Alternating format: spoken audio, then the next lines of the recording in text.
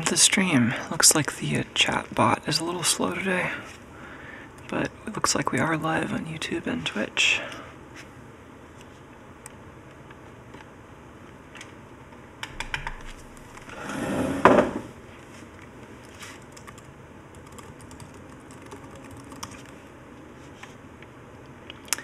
Looks like the Twitter bot is working.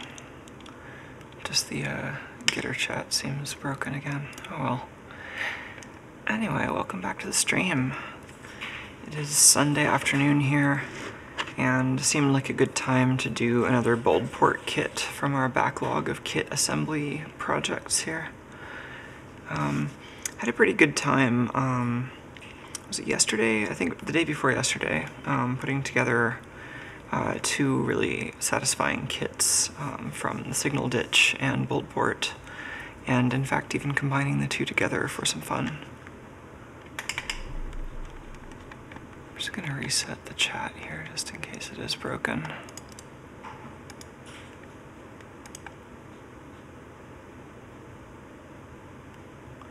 Oh, hi. It looks like the bot was fine, but my client here was broken.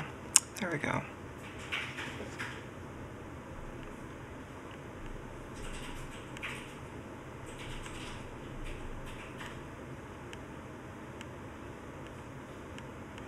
Cool, well, welcome back to the stream.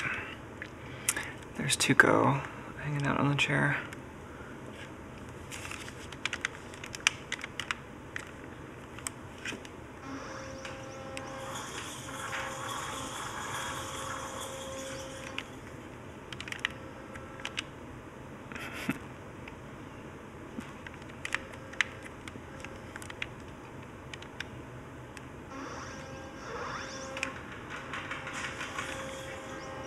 Let's give him a little bit more space. Alright, so there are many fine kits from the Boldport backlog that we could be tackling today. I was in the mood to do some more surface mount soldering and to make something kind of tactile, so that seemed to lead toward an obvious choice, perhaps, at least something that made sense to me.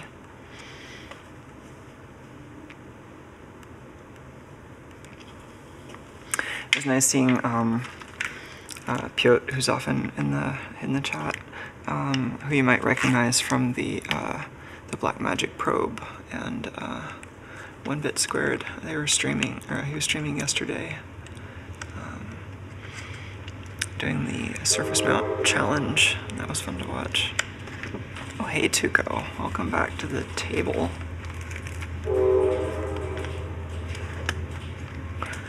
Oh, hey there, Dean.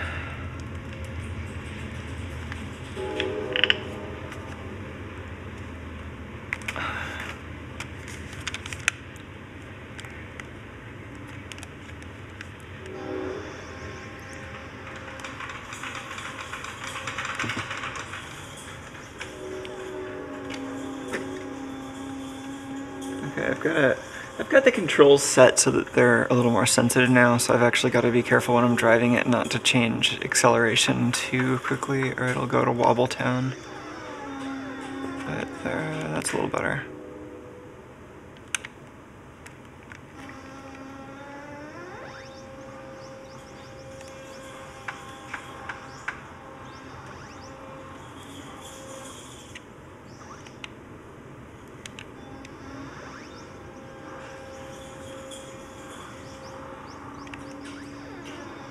There we go. Yeah, I agree with Dean. This is pretty much like the crane game, but the reward here is you get a good view of the cat. Which is personally better than I've done at any crane game, really. Hey, Tuco. Let's make sure there's nothing bad on the table here. I don't like him hanging out on the desk here, but when I'm here, he really seems to like it sometimes, and so I try to keep it clean. I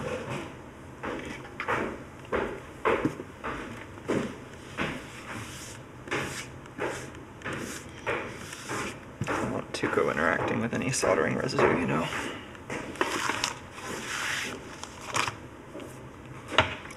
Alright. Oh, we got some good microscope footage of the cat, actually, which reminds me I should start the recorders.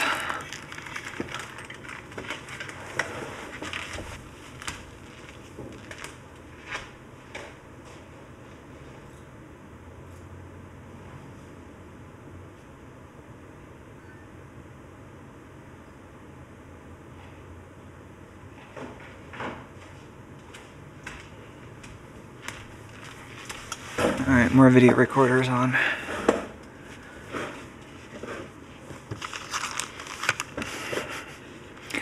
I really do appreciate the microscope view of the cat when I managed to get that.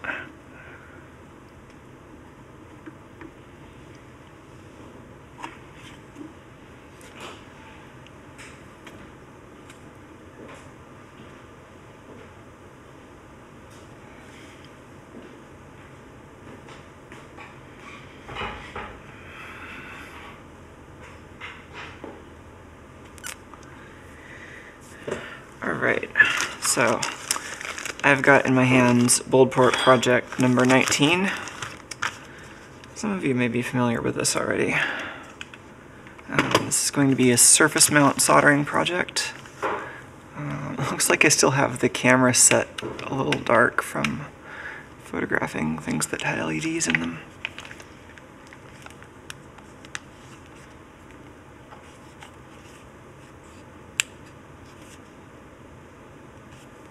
Hey, Fuzzboy.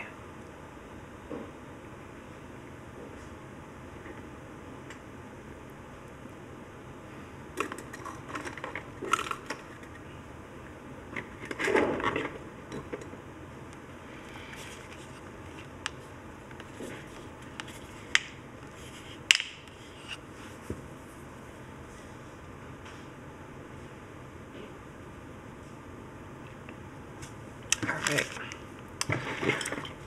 Let's open this project up.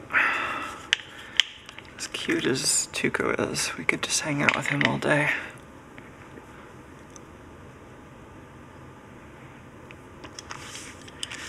I do appreciate it when all of you send me pictures of your cats. It's nice, I don't know, like, I like cats, if you can't tell.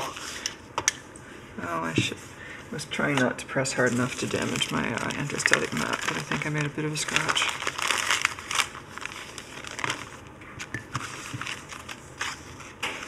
Alright. We have the Binco, the binary counter. Hey Tuco, what do you think?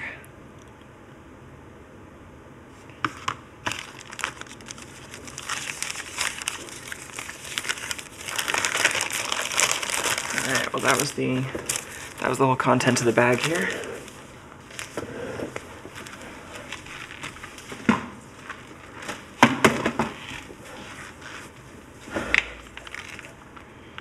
Yeah, right, desk tiger. Desk tigers are pretty great.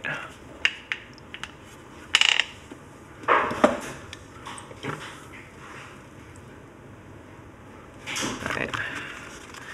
This comes in a neat little foldable sleeve thing. That's great. It's got some instructions on the back. Well, we've still got the view of Tuco in the bottom left. I think I am going to have to actually use this camera for the project. So, yeah, this is a surface mount kit, and one of the distinguishing features here is that it uses these buttons that actually, it's the style of snap dome that you might see on some products where it's adhered directly to the circuit board.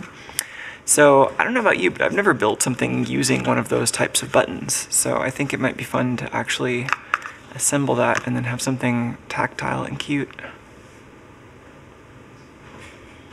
So there's something labeled reset, and then there's turn on, there's count, slow, fast.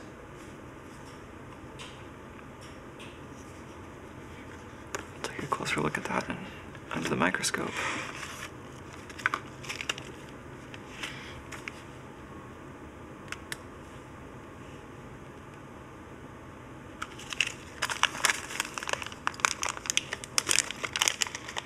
We have glossy piece of... Oh, this is probably a cover that you put on over the snappy buttons, like a clear film. And this is probably just clear film with paper backing. And then we have a bunch of surface mount doohickeys, including one with a warning label.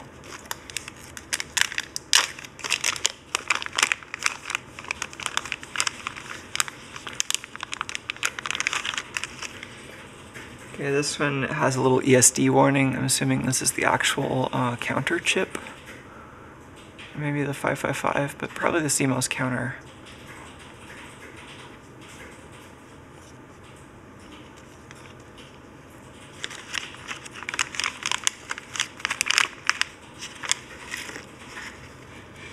I have to make sure Tuco doesn't get a hold of any of these.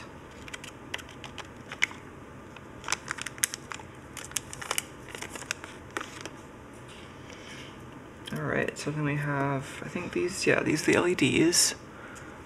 That's the bottom side with the polarity markings. There's the battery holder, of course. Then we've already got a couple of little snap buttons. So this is the tiny one for reset.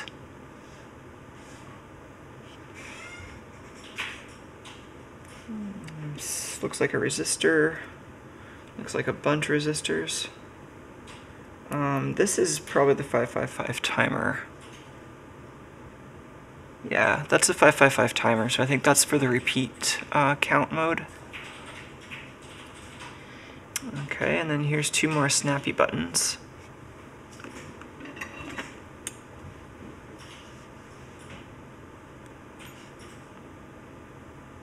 I don't know how delicate these are.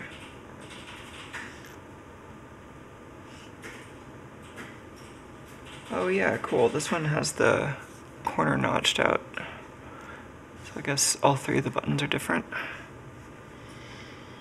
This looks like a transistor, but it could be a voltage regulator. It's just some kind of 3-pin SOT23 part. And then another single resistor, pack of 3 capacitors. That's all we got. So there's some instructions on how to use it on here, but I think we mostly want to go to this website to get assembly instructions.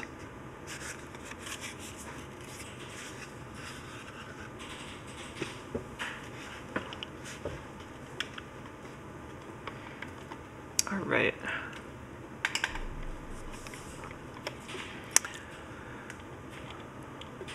So it's an 11-bit binary counter that can go up or down with tactile domes. You can see that little square of clear material over the button there.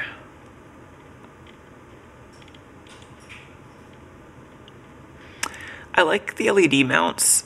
These use reverse mount LEDs, so they actually aim down through the circuit board, and then there's a hole. The hole actually kind of acts like a little bit of a light guide.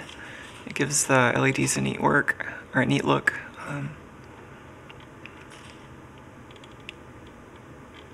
Yeah, and I think like before, this one's going to have kind of an infographic style assembly guide. Oh, this is great. I think I wanted the PDF file.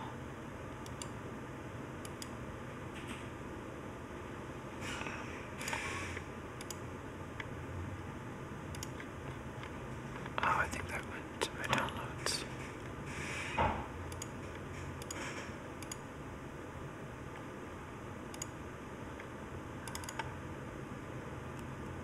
There we go.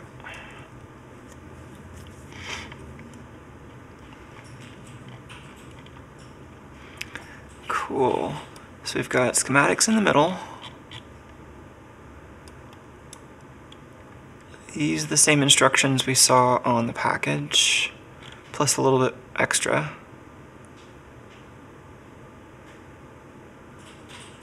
Huh. Do not press the count button when the power button isn't pressed.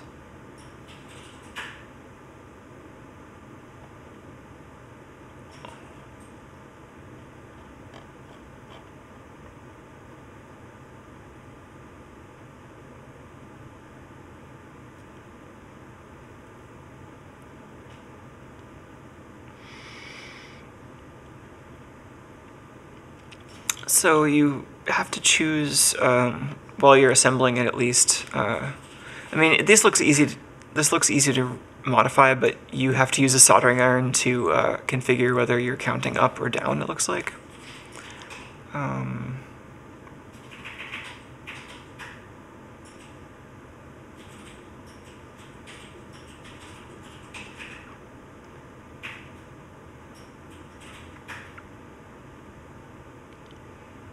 So here's the main assembly instructions we want. So we have one capacitor that's marked do not populate. The rest are 1 microfarad. Looks like non-polarized. 2 47K resistors, a bunch of 1.5K.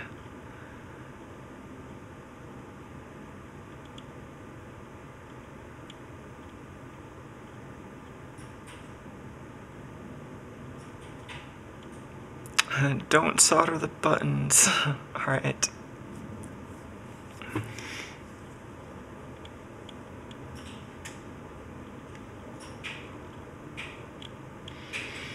I think this is already cut, the slow fast button.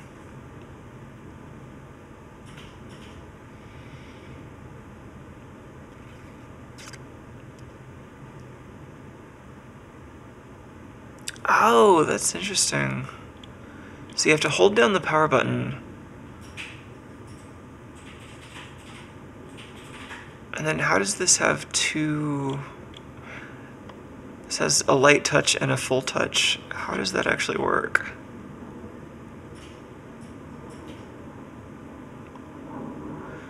So it's like this exterior is the common connection, and then pressing it slightly will bridge that with this, and then pressing it completely will kind of bridge the entire exterior of the dome with the interior.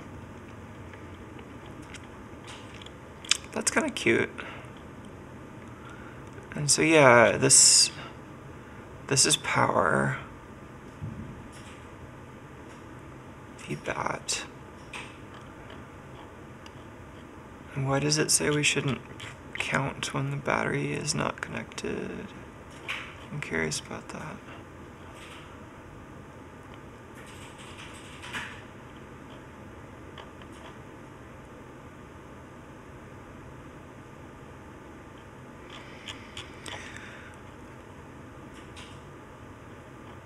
I mean, maybe the deal there is that when you're not pressing this button, these capacitors will have some small residual voltage, which will be enough that with the counter pin high that it'll...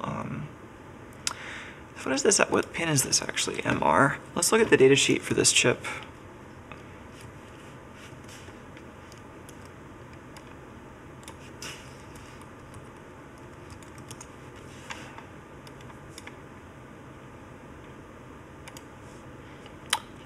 Stage ripple counter.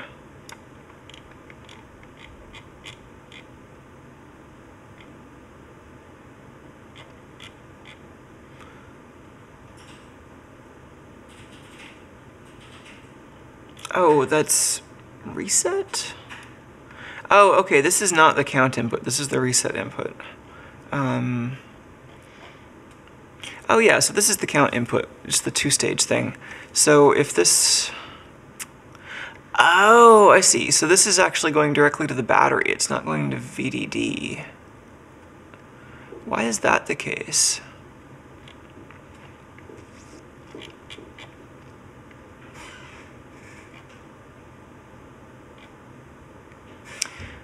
Oh, okay, because you want this to okay, so this is designed to maintain the count.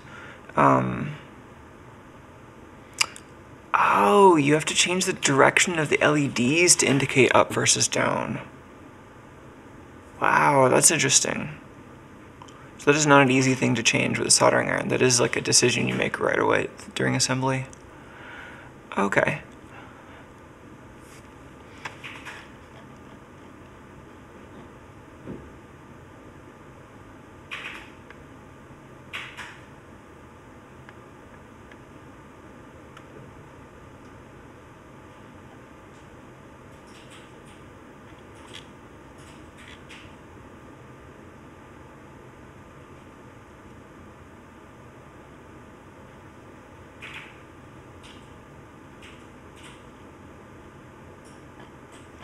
I think, I mean, it seems like it might cause the count to be indeterminate. Like if you're powering down VDD, because I mean, I think the idea is that when you're not holding down the power button, the LEDs are not lit and the timer is not running, but you still want the counter to retain its value. Yeah, we'll have to think about that. That's neat. Well, I think we can just start putting some parts on this board. We've just looked at it enough.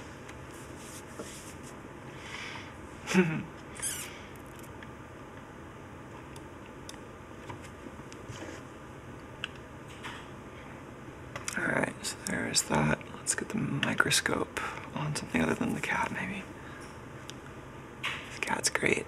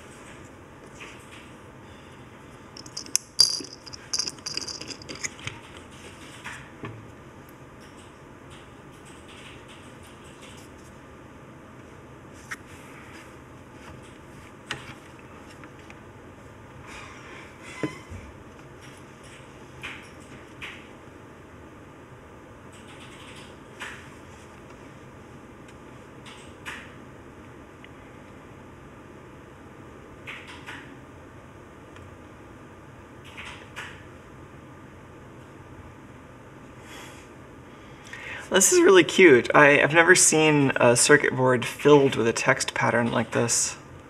The ones and zeros in the copper layer. That's pretty rad.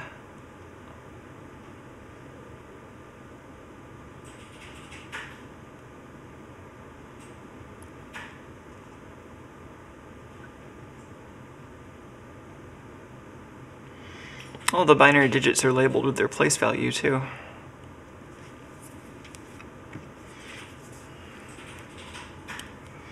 Switching soldering iron tips. I think we want a little one for this job.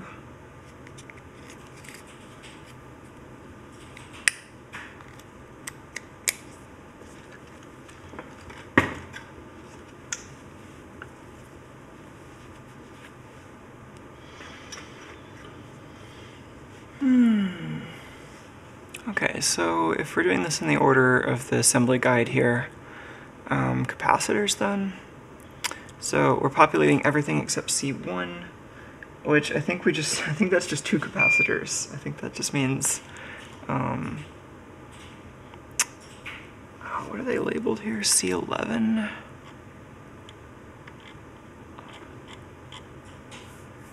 Oh. Okay, yeah, so 3 capacitors, C11, C00, and C10. I see, all the parts are labeled in binary. That's great. Thanks, Sarah, I appreciate that.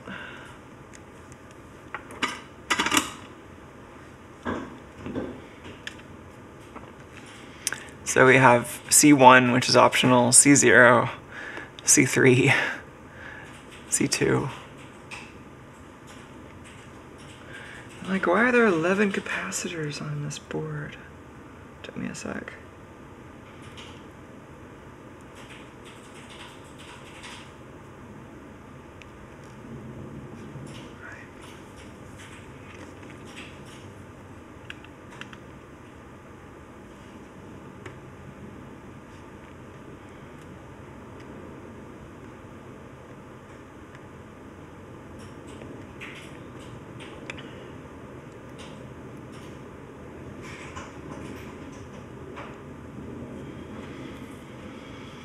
Okay. Oh, Duke, you're gonna make me nervous being right there.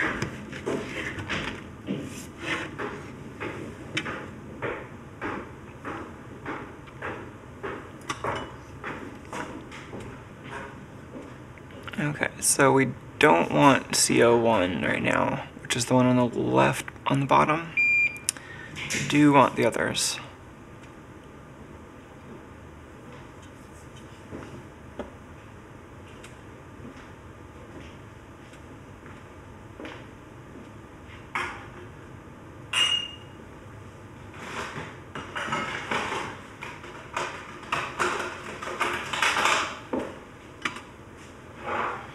Took.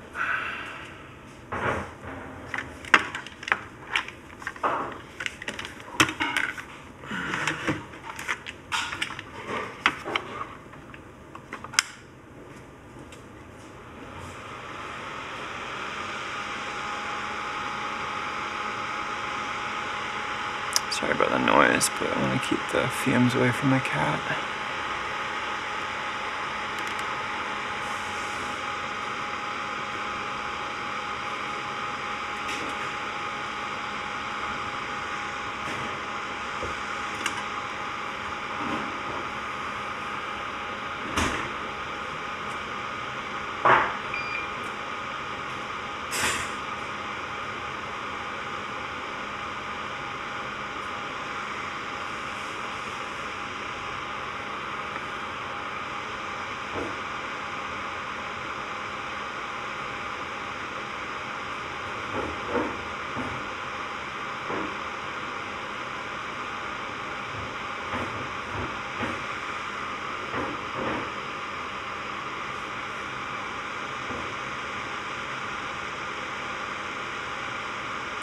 Tuco's laying right in front of the part of the monitor that I'm watching for this part, so it's like I'm putting the soldering iron right next to his head if I'm looking at the monitor, but it's just, you know, it's just a picture of a soldering iron. It's not dangerous.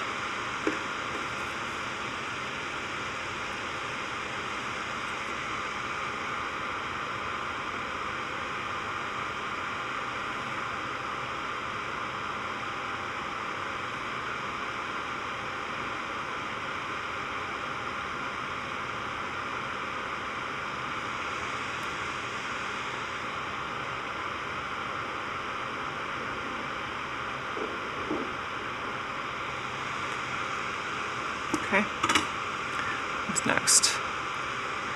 Resistors. Yeah, so R011 and R100 are 47K.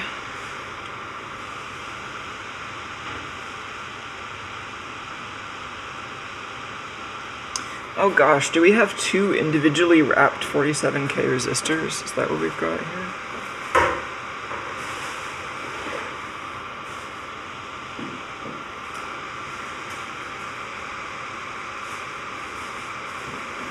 That's cute.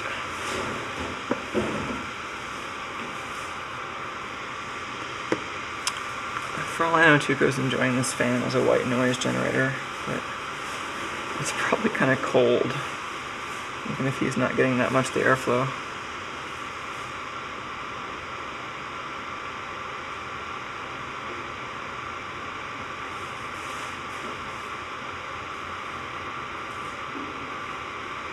Just carefully opening a couple of these packages.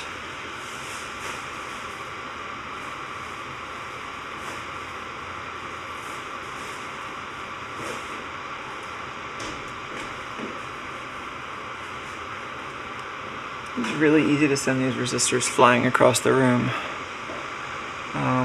Alright, so we want 011, which is on the right there, and then 100, which is on the left.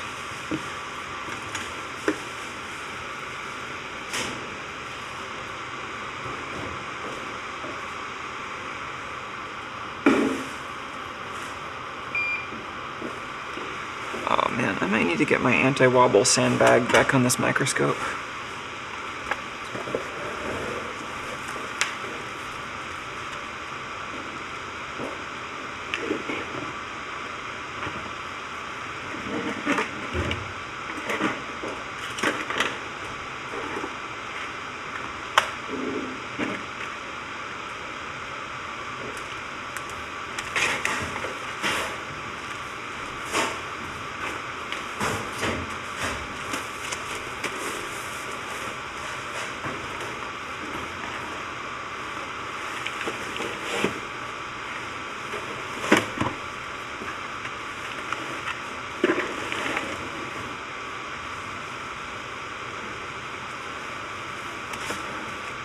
I mean, it's not perfect, but it helps a lot.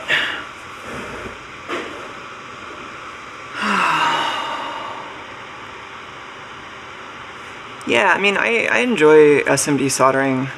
The Boldport Club is just kind of a nice, like, art project subscription too, basically. It's just like, you know, always something kind of delightful. And so it's been a fun kind of source of inspiration / a thing to make videos around when I have the opportunity. Which is basically once a month, so that's how often I have the opportunity if I'm subscribed. And I've got a bit of a backlog, which is part of why we're here. Okay, so 011 and 100, which is next to that capacitor.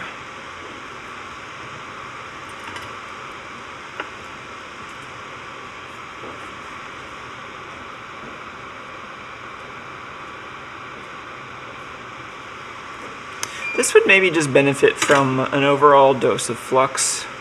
I mean, I'm going to clean this board anyway, so I shouldn't really worry.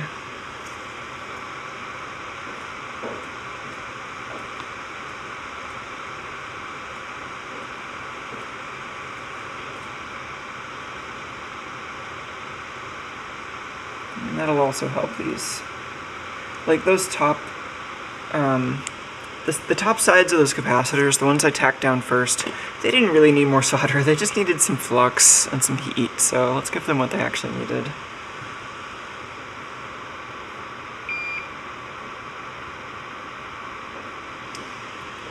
I know somebody's going to complain if I don't put all the resistors on the same orientation, but wow, I usually don't worry about that much.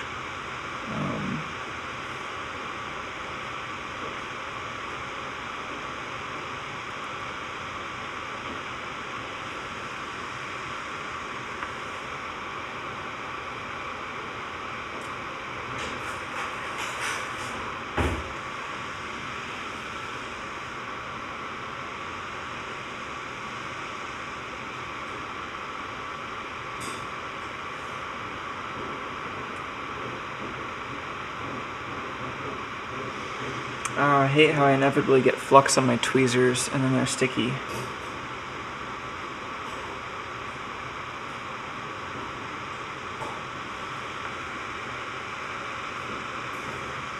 Alright, I was gonna avoid moving the camera, but I think it'll be a little easier for all of us to see.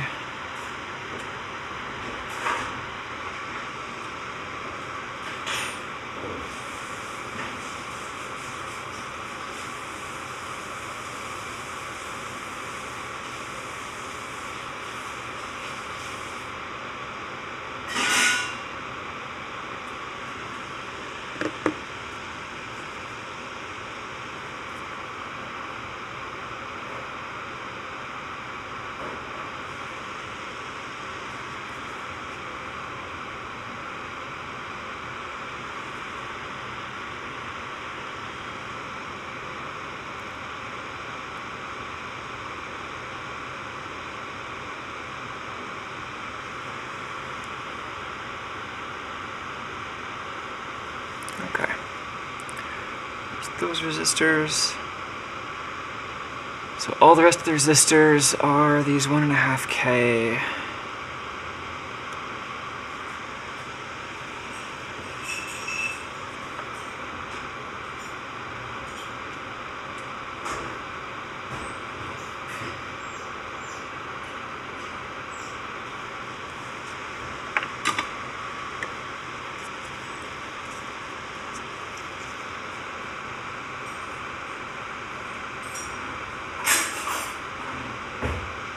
I think my order here is I'm going to put on all the parts on this side. Clean this side pretty well because once I put the LEDs on, the LED holes are going to get harder to clean. Then solder the other side, clean the other side, then put the buttons on after it's clean.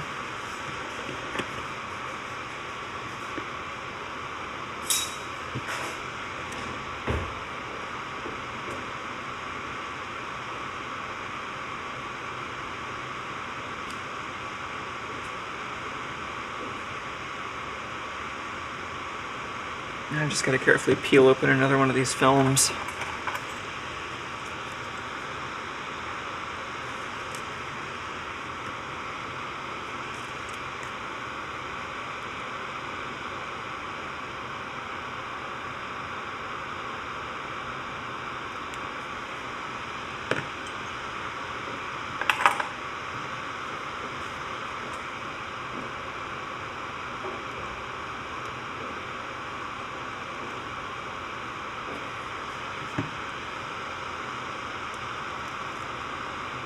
Got a little bit of the paper there too, but I think it's alright.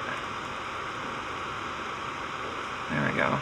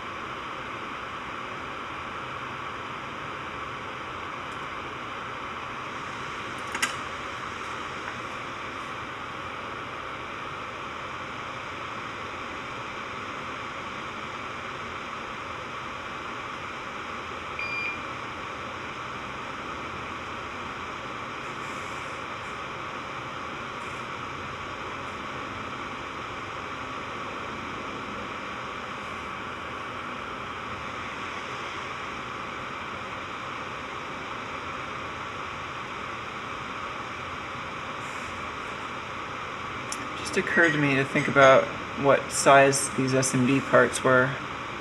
I should check a reference card because I'm kind of curious now, but I think they're 0805.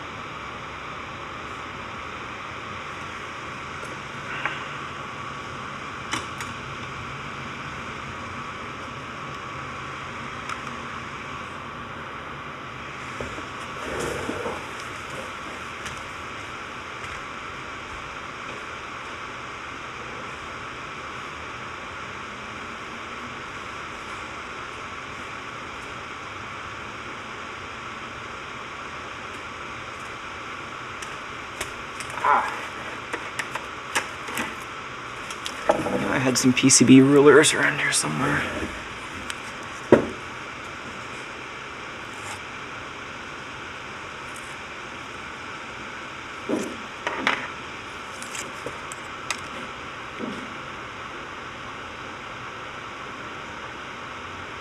I think these are 0805.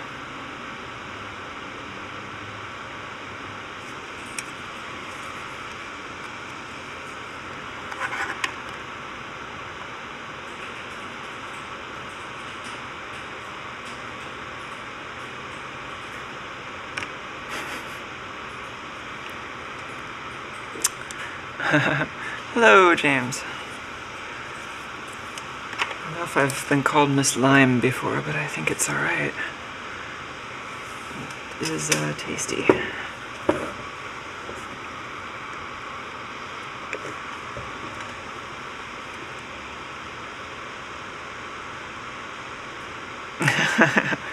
David says I should solder the resistors all in different orientations just to mess with the OCD people. No, I'm actually already soldering them at slightly different angles just to mess with the OCD people, right? Including myself. No, that's just because I'm not a pick-and-place robot. If I was doing this with hot air, it'd be easier to have this all just automatically level. But doing it with a hand soldering iron, not so much. And I mean, I could use hot air, but I don't know. Honestly, I just find hand soldering a little nicer and more reliable for parts where it's big enough that I can get away with that. Like when you have to use hot air when pads are on the bottom sides and you just can't get to them with a regular soldering iron, but when you can get to the pads, I like having access. I put more solder than was necessary on a lot of those, but I don't really care. So that's everything on this side except for the buttons, which we'll do later, CO1, which is do not populate, and the 2 chips. So let's go ahead and put on the chips, and then we'll clean this side and flip it over.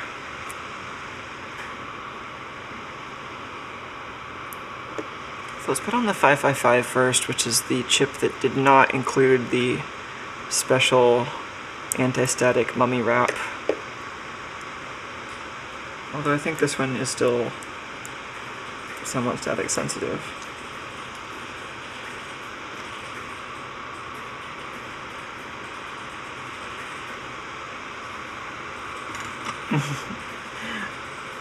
I appreciate your concern. I'm in an okay mood, but yeah, I mean, no complaints other than the ones that I've already made.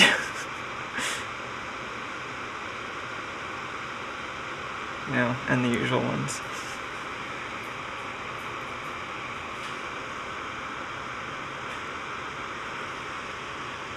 Oh, should I put more flux on? I think we should just keep things pretty fluxy here. I think the flux is pretty good. I say that now, then I'm going to be cleaning this off later, like, why did I use so much flux?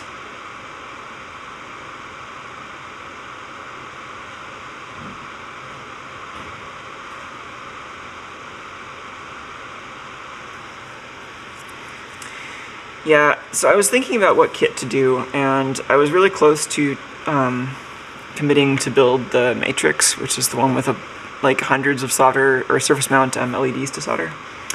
And there are a lot of different ways of doing that one. It's tempting to try to do hot plate reflow. I have a hot plate. I don't know if I'd trust it for a board that big though, because it has some hot spots. Like I might want to try the thing I've seen some people do where you get like a cheap skillet and you fill it with sand, and then you put that on the hot plate and you put your boards in the sand. I might also just get it like a sacrificial toaster oven and do toaster oven reflow. I mean, the thing a lot of people do is just like build a reflow oven controller for the toaster oven, and so that might be a project worth doing too. But so far I just, you know, like the one time I was doing any kind of mass production of surface mount boards was when I was doing like Fade Candy prototypes. And when I did that, that was why I got the hot plate. And it was alright for the little boards, but I still probably could do better. And for something big like the Matrix, I just worry that it would like overcook parts of it and undercook parts of it. So I'm just going to try to tack one edge down and get the orientation right, or get the angle as right as I can.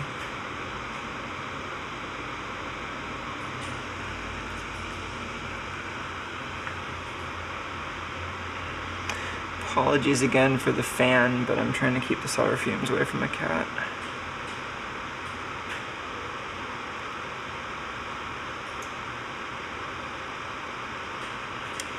Okay.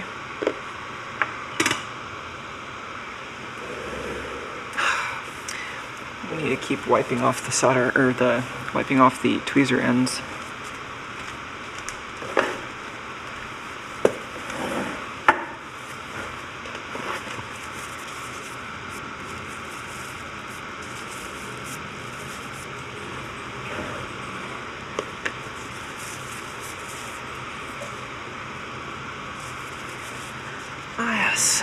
Greetings, back to turning over on Twitch chat.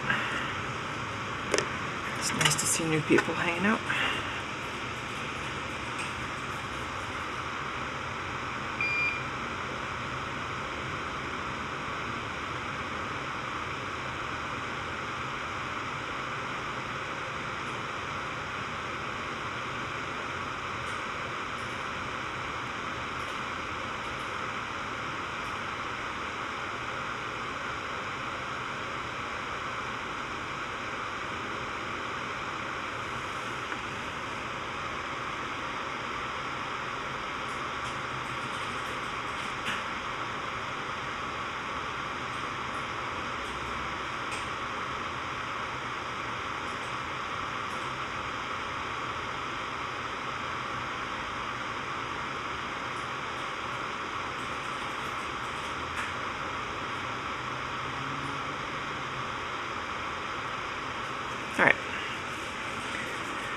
That'll do.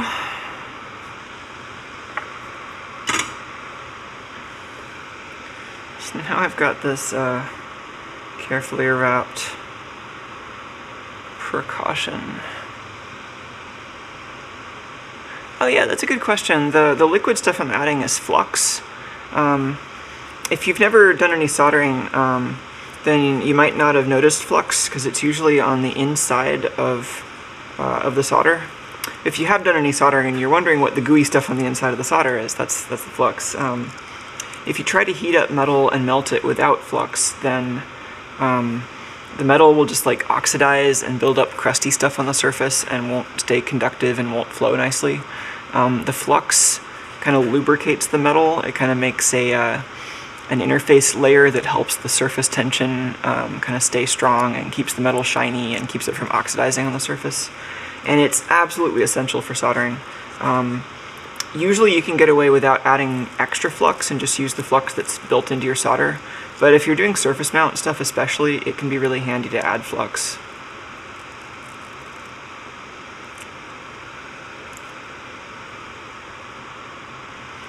Oh, this was like very carefully wrapped in a little sandwich of foam. This is like a little counter burrito. And a nice conductive foam soft taco wrap filled with delicious 14 bits of binary ripple.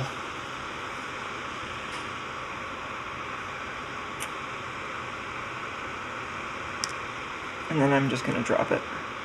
It's okay, my mat's anti-static.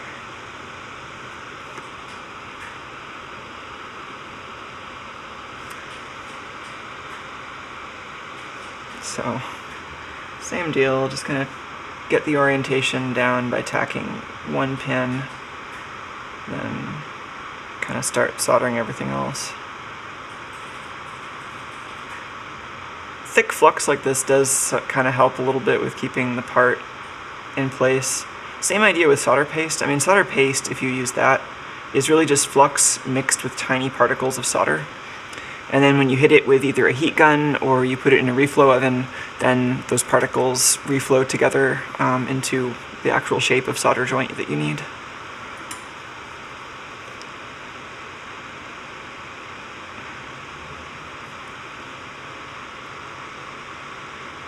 Yeah, I mean, you can't really have too much flux for the most part when you're soldering. I mean, sometimes it can get in the way and sometimes it can be annoying to clean off afterwards, but like, it pretty much always helps with the soldering process to have more flux.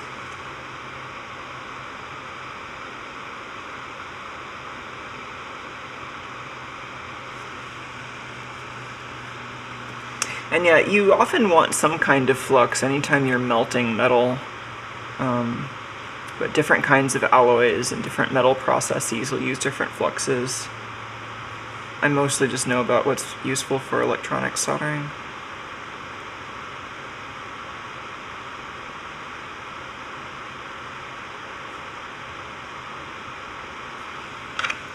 Holding it for a sec as the solder cools to give it, like, you really don't want to move the solder joint at all as it's cooling.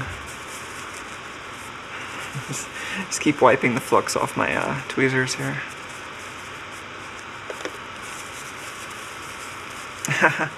David on YouTube chat says that flux cleans up easily with alcohol. If you're lucky. I mean, it really depends on the type of flux, but yeah, the good stuff cleans up with isopropanol or methylated spirits, or like whatever you feel like putting on your board that is a solvent of that variety. Yeah, I mean, depending on what particular flux you're using, you might need to pay more or less attention to the solvent you use on it.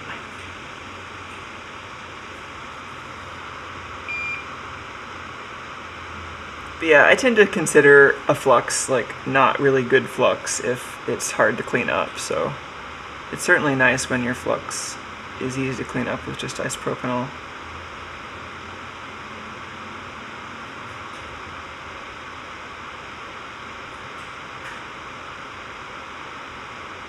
There's also water-soluble flux, which I don't usually use, but I know some people really like it.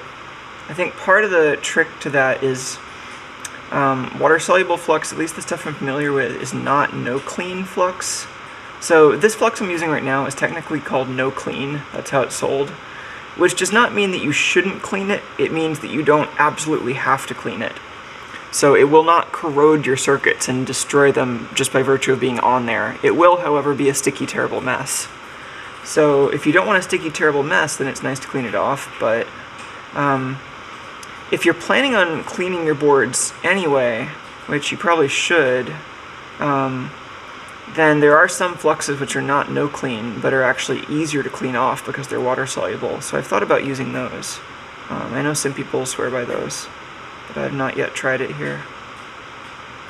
I'm adding a little too much to some of these, sorry.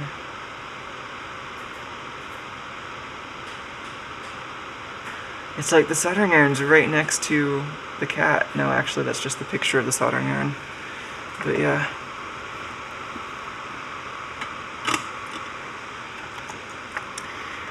Okay, well I think now it's cleaning time.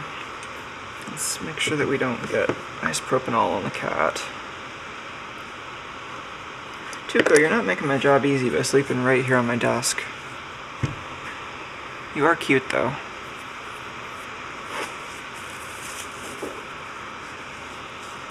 Okay, let's have a little less magnification for this.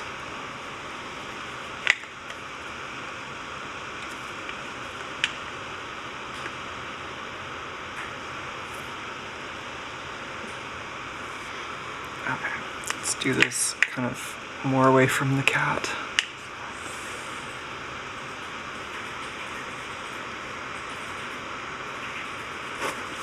Just put a couple of tissues under here, and then I'm gonna get a brush. Do I have a brush around here? Yeah. This brush.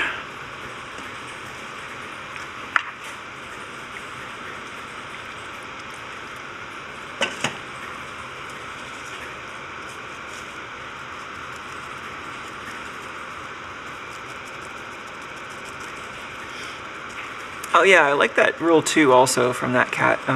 So yeah, rule 1 is like flux, flux, and more flux. Rule 2, yeah, like getting stuff hot and getting out quickly are kind of nice when you can do it. A lot of times that's limited by how good a thermal conductivity you can create between the soldering iron tip and the part. And sometimes it's really limited by the amount of like heat sinking capacity that the thing you're soldering has. But yeah, if you can, usually what you want is to heat up the joint pretty rapidly, do your thing that you need to do, and then get out, and then let it cool gently.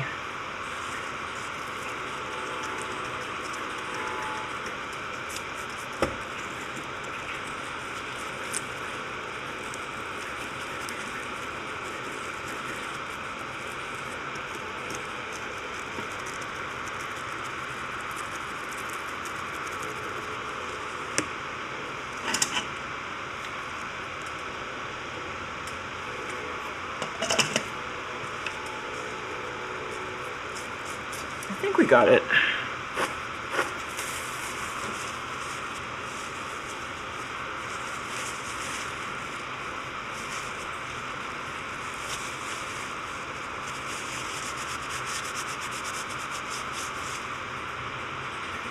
Oh yeah, that looks great.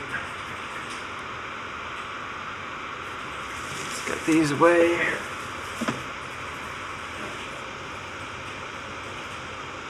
Alright, so side 1, except for the buttons. Let's do the other side.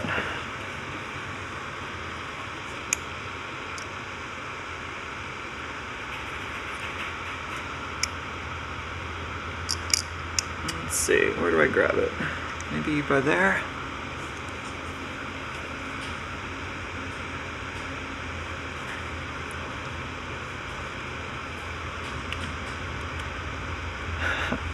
Can we get a better view of this whole situation?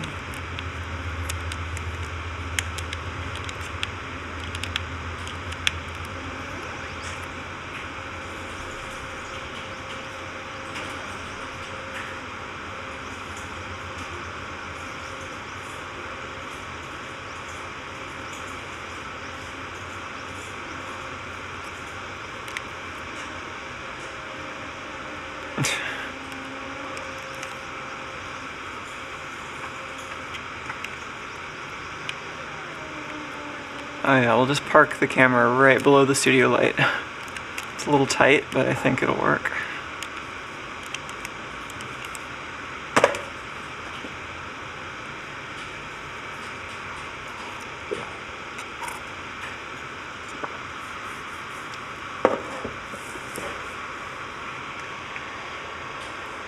Alright.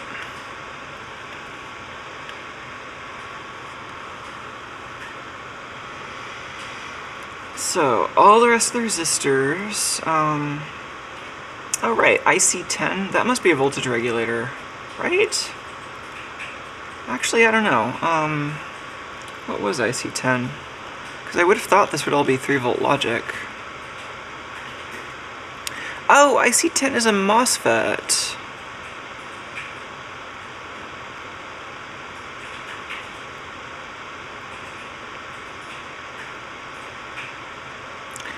Really? That's...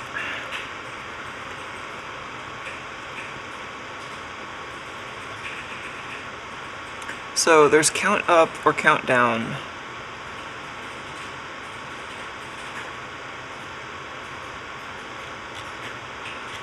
And then... which one's which? I guess this would be...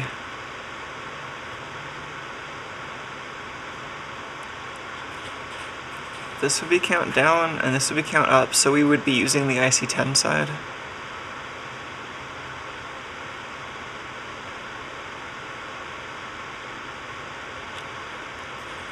But yeah, what is this actually doing?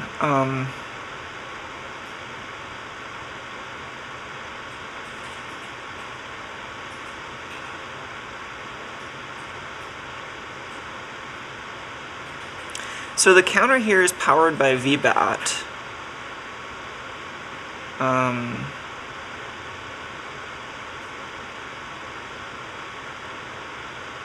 As in, it's always powered.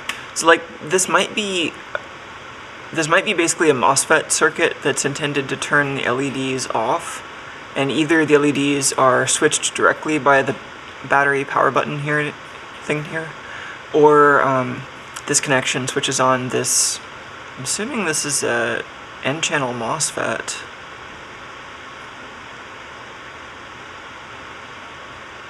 It's an interesting design how the LEDs can have either polarity.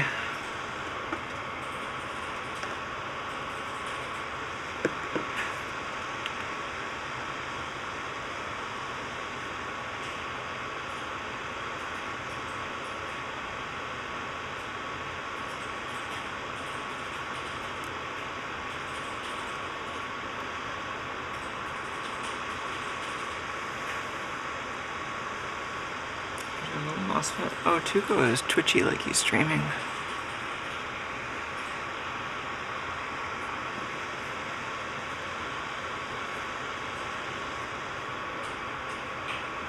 Yeah, that's part of what I was thinking. That cat said that this looks like some kind of constant current sink.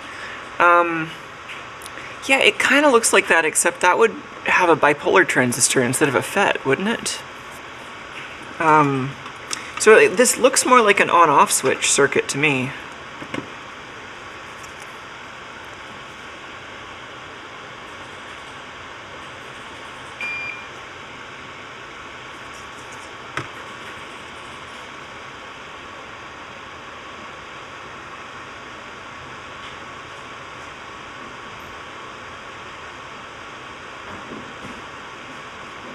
Good and squishy.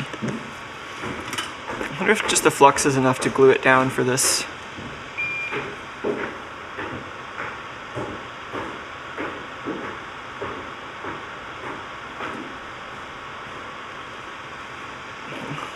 Tuco, you're making me nervous stretching. Okay, I think that worked.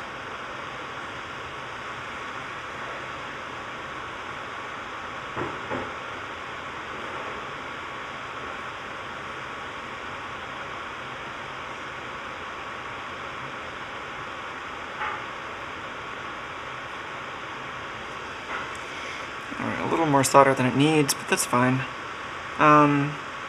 So let's go ahead and wire this for up counting, because I think that's what I'm into here. So that means bridging the left.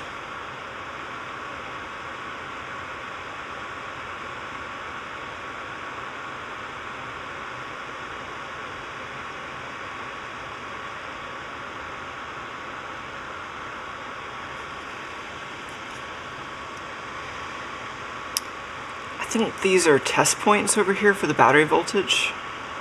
And we have one resistor to put in, and a bunch more resistors. So yeah, let's just give this a bunch more flux and start placing resistors.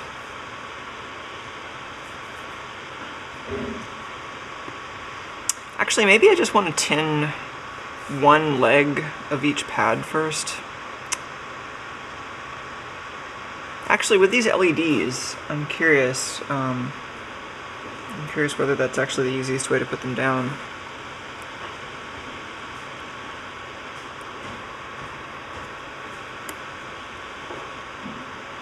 Here's an LED.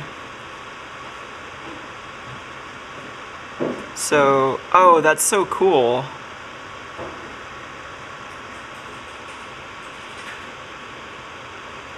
Oh, that's really cool. The LED actually has a lens that fits through the circuit board hole. Ah, it's so pretty. Alright,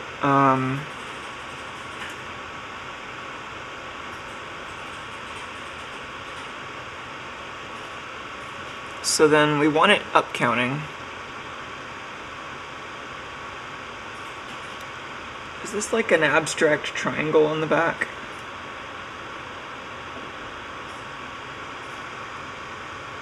Oh gosh, they fit in there really nicely actually. Is that right though? Let me see if I can verify this on the assembly guide. That's really neat though, the way it fits into the hole.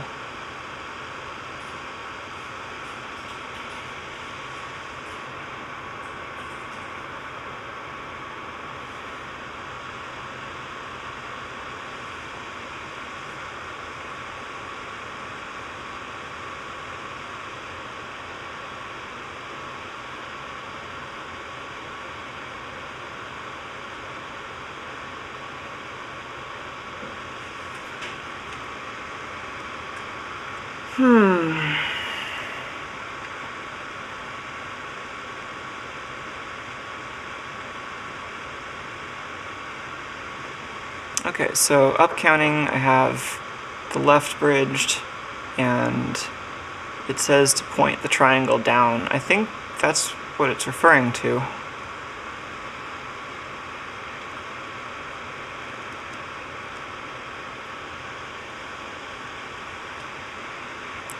Yeah, sorry I'm hogging all the tactile experience of placing LEDs with tweezers. I really wish I could just share that with each of you over YouTube right now. Yeah, well maybe what I want to do is place all the LEDs before I add any flux, because I don't really want to get any flux in the holes. I don't know if I want to place the resistors yet though.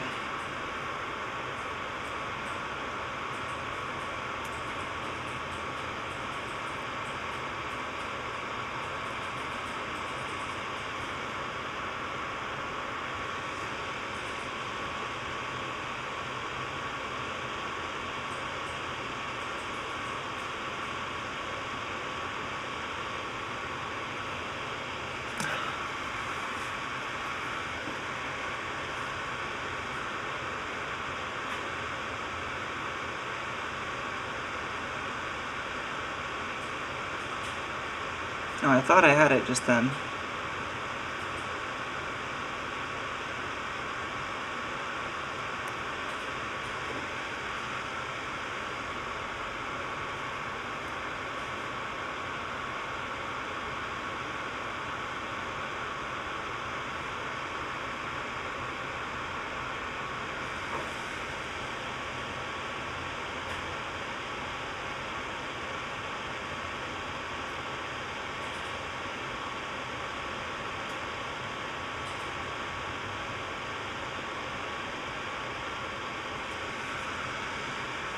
Yeah, this is actually pretty satisfying.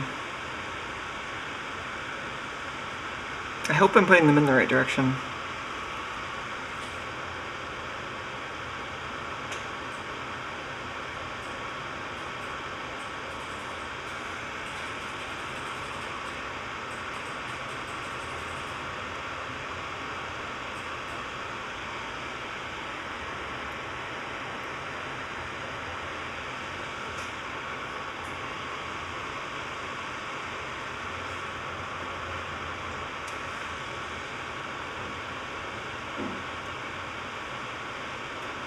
I'm also kind of curious with this kit in particular if it sounds like anything, given the light microphone that we put together previously.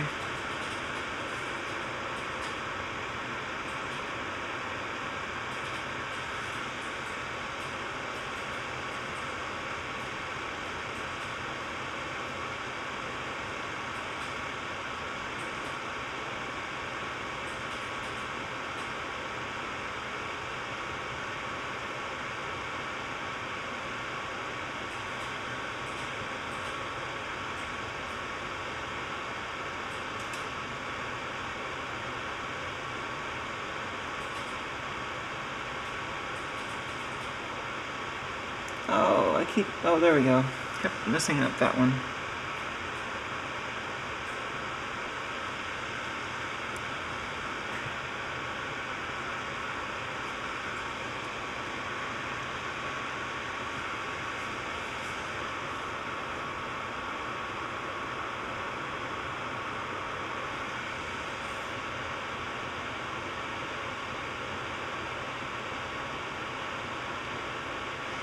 I like how it sort of gives you an out if you do, for whatever reason, put the LEDs all in 180 degrees opposite from what you intended. You can just like, oh, switch the counter direction. I meant to do that. Just move one solder bridge.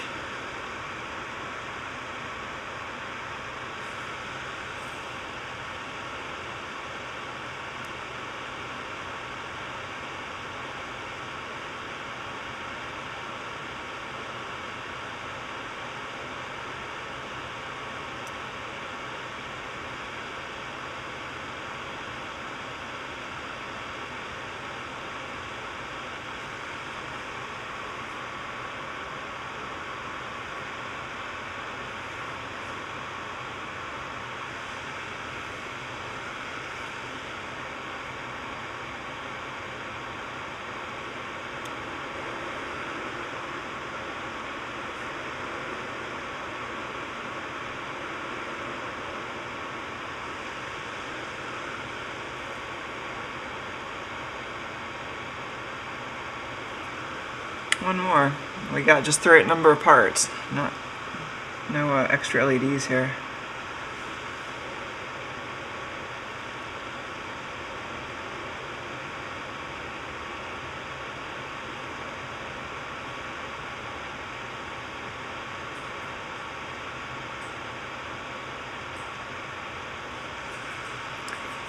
Okay.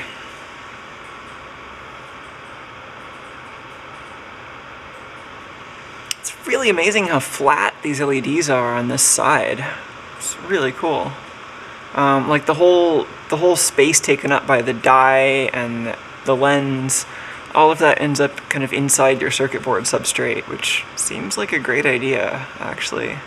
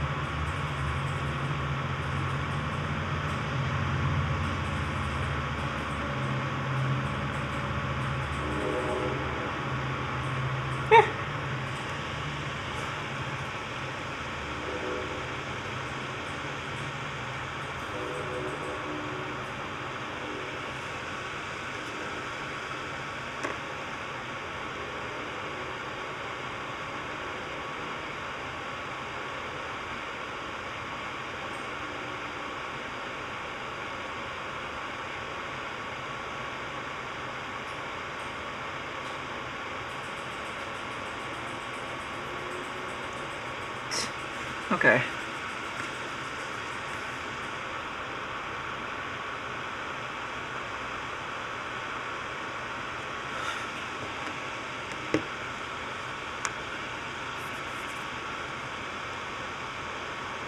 Oh, everything's so sticky.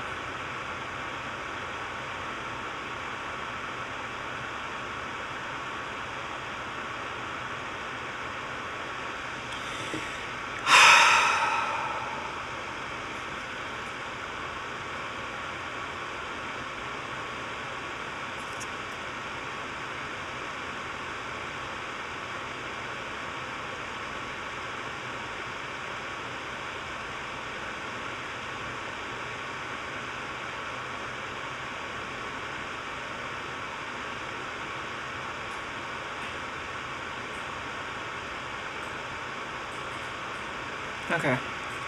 That's enough flux at least, I think. Maybe. I mean, you really can't have too much, but... let's get some...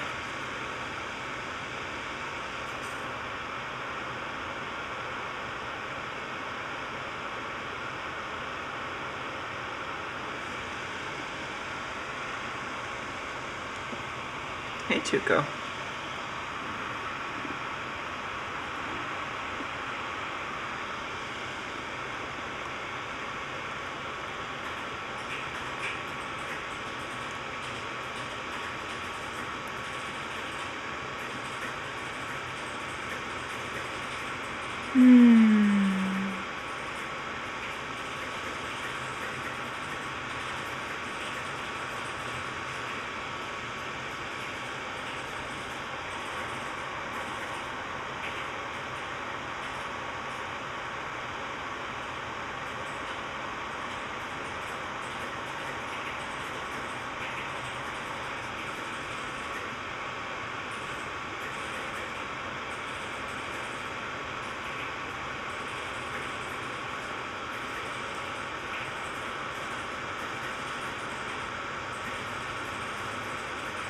Okay, let's do a little soldering.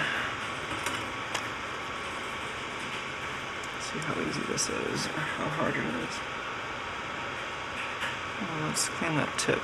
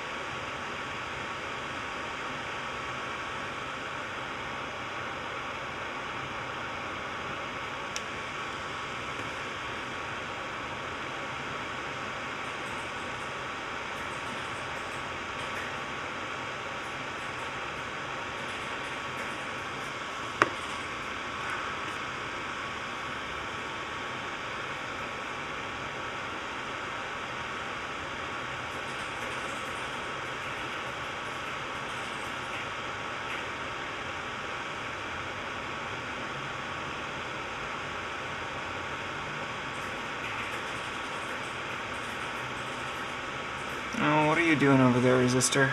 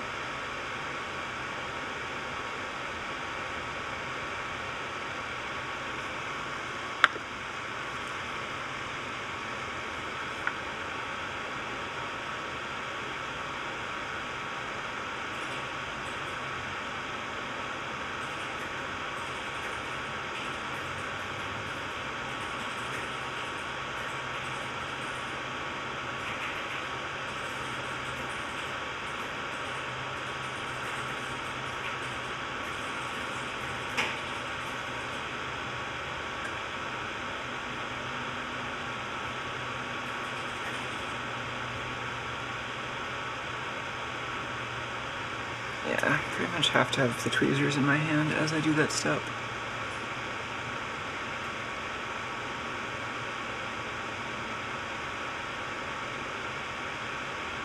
This is the part that's easier about hot air reflow, so that you can do both pads at once and the resistor doesn't try to pull itself to the side.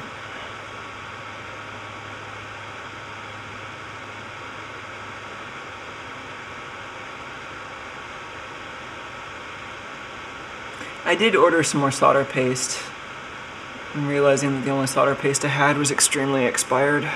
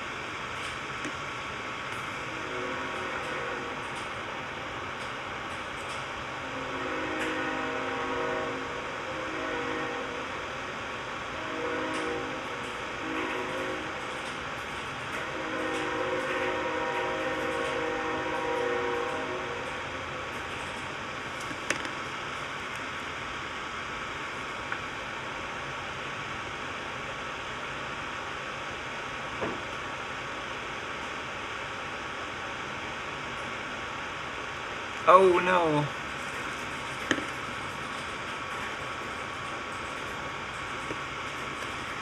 I was trying to keep it consistently oriented in the slot, like I was trying to keep all the LEDs toward the top edge, and as I was fussing with it, it stuck to the iron. Let's try that again.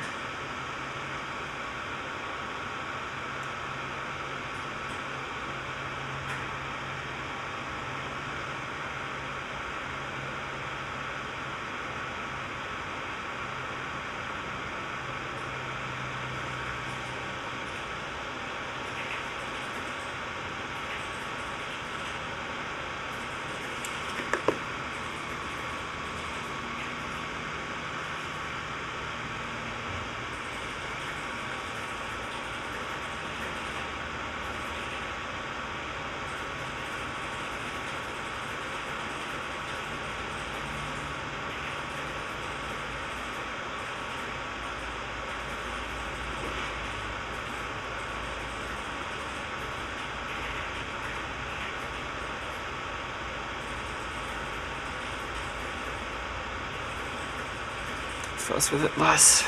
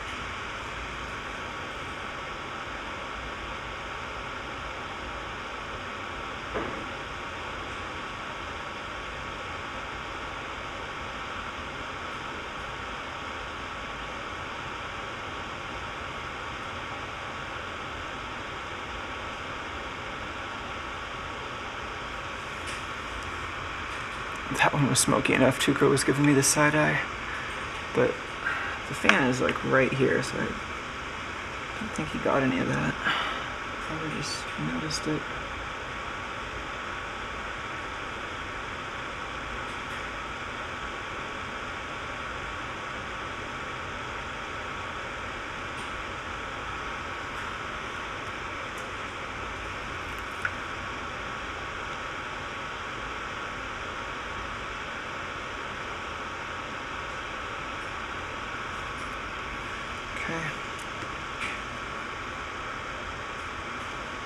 Now we're doing resistors. I just have to, they're all upside down right now. I'm trying to move them right side up. And of course my tweezers are sticky again.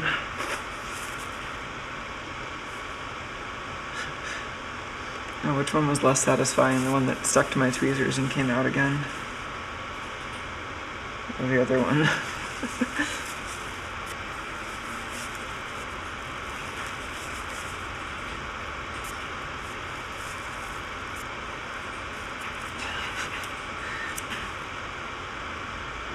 Oh yeah, it looks like David reminded me too late to tin the other resistor pad. Yeah, I mean, like, it's not really a novel suggestion if it's, like, the thing I was doing earlier in the same assembly process.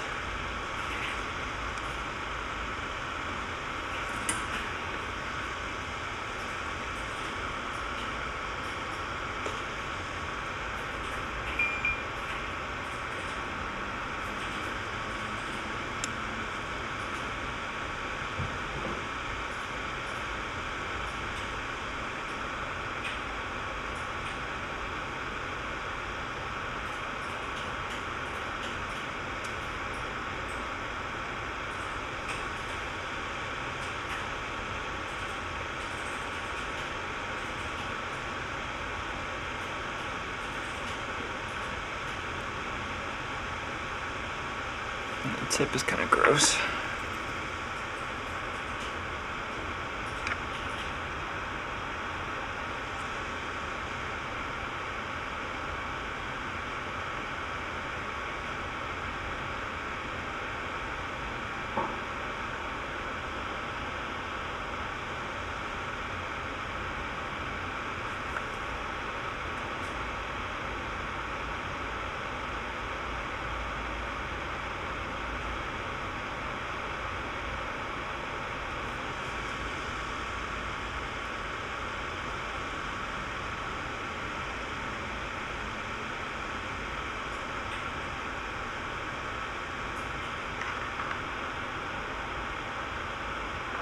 everything is sticky.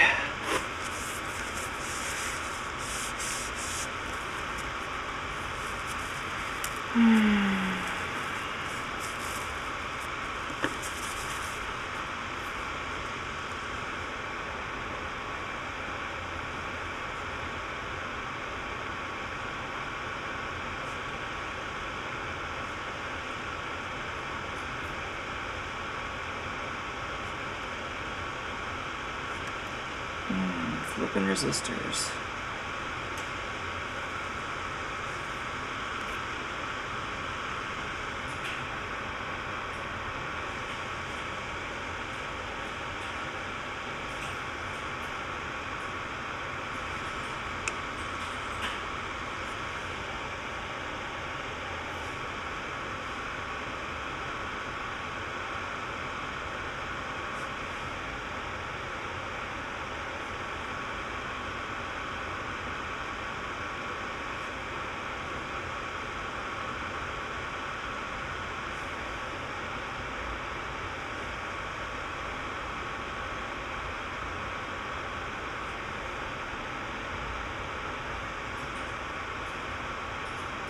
Oh, there's one extra resistor. How generous.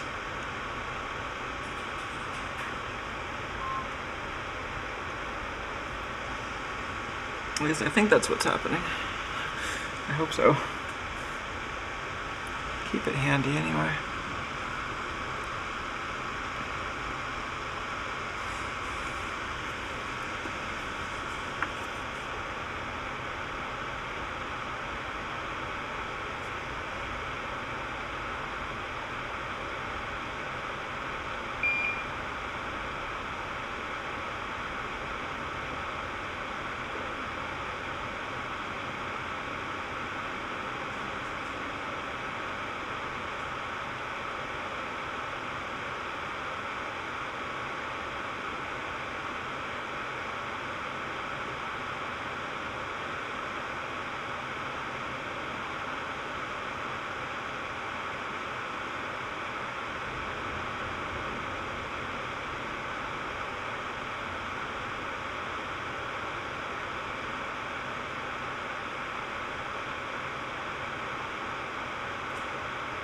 I'm actually soldering these way faster when I just don't look at the microscope.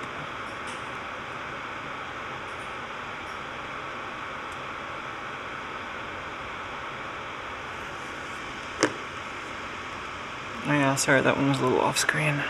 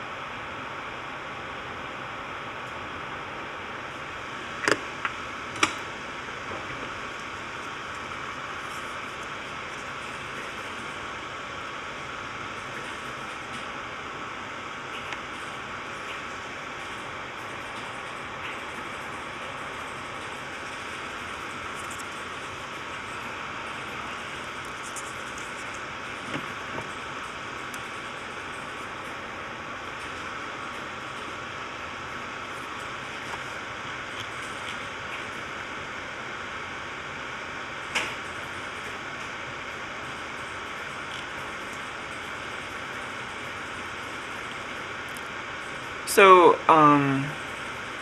David says R101 is 1.5K. Yeah, all of these are, aren't they?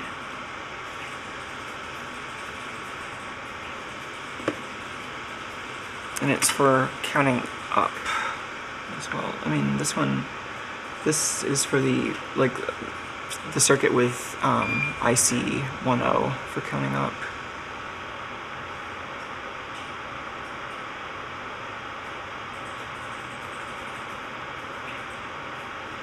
Okay.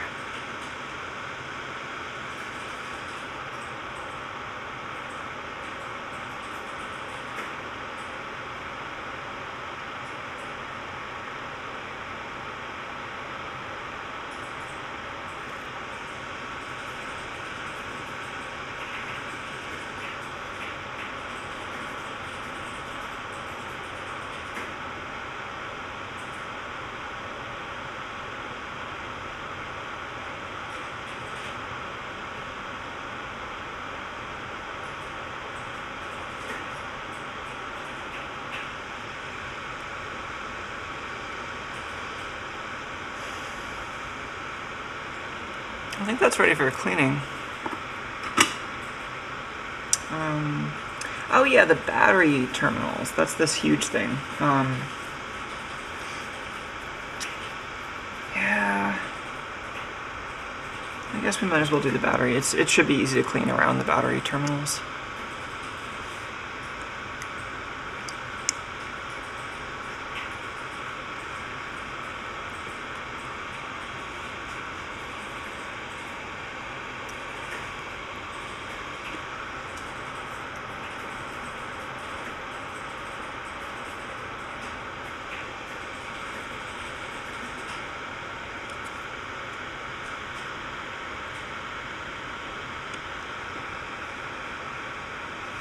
And we'll just clean under the battery holder really quickly.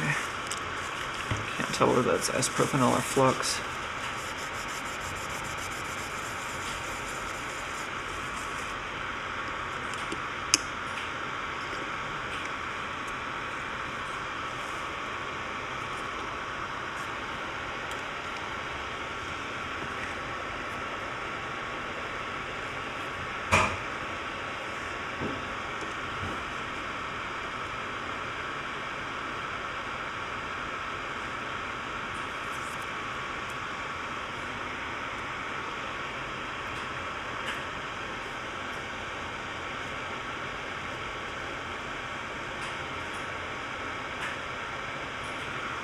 Okay.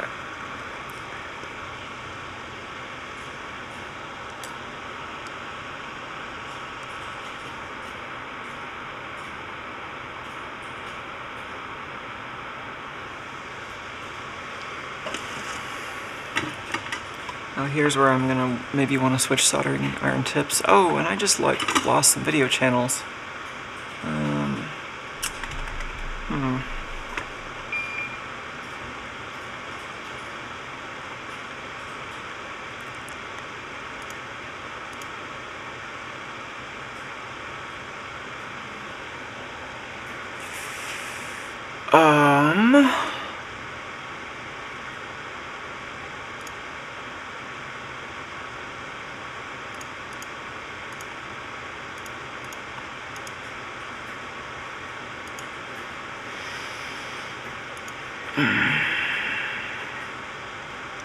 Oh man, these black magic drivers sometimes.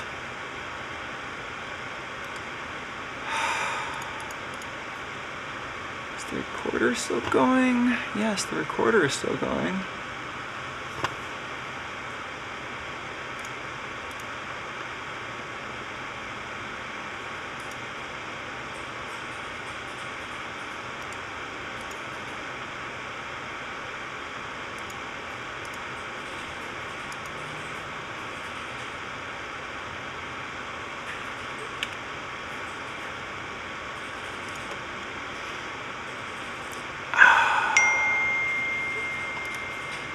Sorry about the glitch.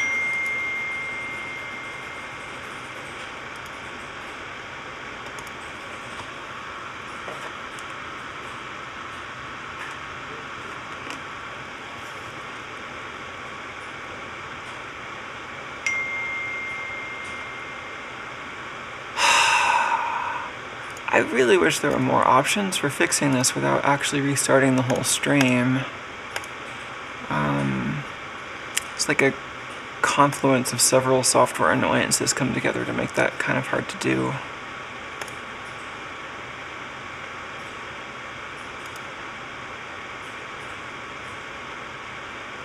I think the Blackmagic driver just completely crashed. I tried to open their media capture program and it says Blackmagic hardware could not be found on your system. Great, what about device manager? Oh.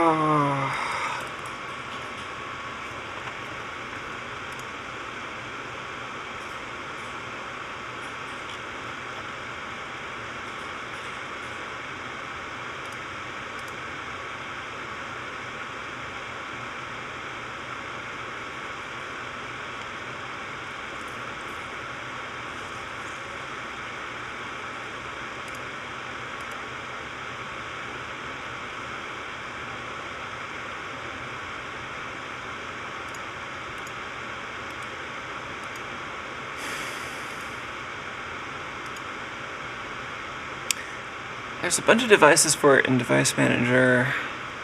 I could try disabling and re-enabling stuff. I mean, there's so many separate devices, I don't even know what sequence it would expect them to come back up in. And it wants me to reinstall, or it wants me to reboot my computer for any of this.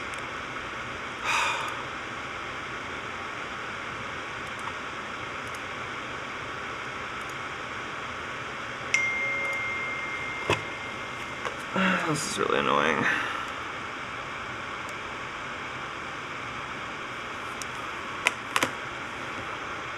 I think I kind of have to reboot this machine. It really sucks. I'll be right back, I hope.